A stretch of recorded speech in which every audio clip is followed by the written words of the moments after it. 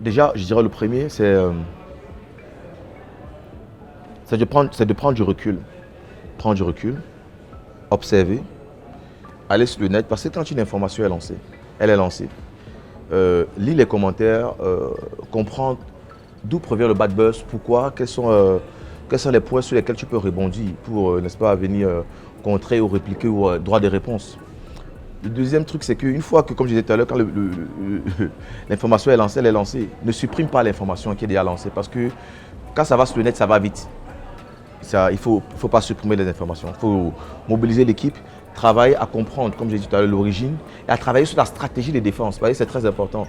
Et ce qu'on ignore sur le bad buzz, c'est que le bad buzz peut aussi être un moyen, n'est-ce pas, de reconquérir une certaine fanbase, de reconquérir des clients.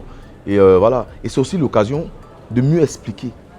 Parce que de mieux expliquer le contexte du buzz, en gros, en lui-même, qu'il soit bad ou good, d'expliquer le contexte du buzz. Et aussi, ça peut être un moyen de reconquérir les cœurs. Parce qu'à partir, si le bad buzz est bien géré dans une stratégie bien définie, on appelle ça stratégie de défense, tu peux, n'est-ce pas, faire taire le bad buzz et faire naître un nouveau buzz. Et ne surtout pas aller dans la provocation. C'est-à-dire quand le buzz est lancé et que tu viens pour te justifier, pour expliquer, tu enfonces le clou.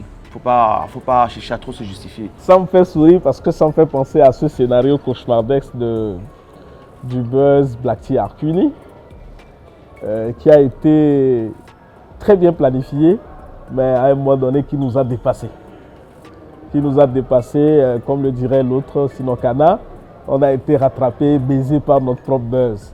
Voyez-vous, c'était bien planifié, c'était dit en fait que le silence se ferait autour du buzz, sinon de l'action de com. Mais à un moment donné, la panique a pris tout le camp. Que ce soit les artistes, que ce soit nous-mêmes, on se rendait compte que le truc allait trop loin, trop loin d'ailleurs. Et donc, ce qui avait été convenu à la base, et ce que je ferais naturellement, c'était de laisser couler le buzz sans toutefois le désamorcer. C'est comme une bombe, donc on n'allait pas désamorcer, ça explosait comme ça pouvait exploser et ça faisait les victimes qu'il fallait. Mais malheureusement, nous l'avons coupé, nous l'avons désamorcé à un moment donné parce que les artistes n'en pouvaient plus et tous les deux ne supportaient plus le buzz parce que de tous les côtés, chacun avait des remontrances, des interventions qui vraiment leur remontaient à la tête. Et donc à partir de cet instant, on a décidé de couper. Mais si c'est à refaire, je pense que la planification de base serait suivie. On le ferait de bout en bout, sans pour autant dire aux gens que c'était un buzz ou non.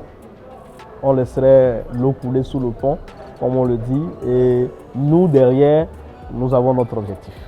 Soit vous adoptez le modèle américain qui dit qu'on parle de moi en bien ou en mal, l'essentiel c'est qu'on parle de moi et vous acceptez tout buzz. Soit vous êtes dans le modèle bien taillé où vous voulez que l'image positive. Mais, quoi que soient vos précautions, tôt ou tard, vous aurez un bad buzz. Si vous marchez, vous aurez un bad buzz. Maintenant, c'est la capacité à transformer ce bad buzz en good buzz qui est le problème. En ce moment, il faut être futé. Il faut être futé et dans la mesure où on dit, par exemple, que vous avez fait quelque chose de sale et que vous arriviez maintenant à changer la situation en votre faveur. Il y a des cas qui se sont passés dans le monde où on a envoyé certaines personnes à la justice pour des trucs qu'ils n'ont pas fait en fait, mais qui devaient salir leurs images, qu'ils ont récupéré maintenant pour au contraire jouer la victime et avoir un bon profil. Donc ce côté de bad buzz, on peut s'en servir pour devenir quelque chose, pour avoir du bon côté. À l'américaine quoi, c'est-à-dire qu'on parle mal, qu'on parle de moi en bien ou en mal, l'essentiel c'est qu'on parle de moi.